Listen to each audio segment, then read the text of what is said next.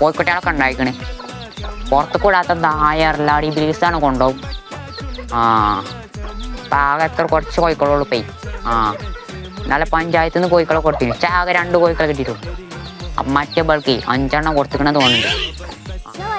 അപ്പുറത്ത് കദീസാത്താന്റെ വീട്ടില് 10 കോഴിക്കള് മെമ്പർ കൊടുത്തിക്കണേ പറയണ കേട്ടു.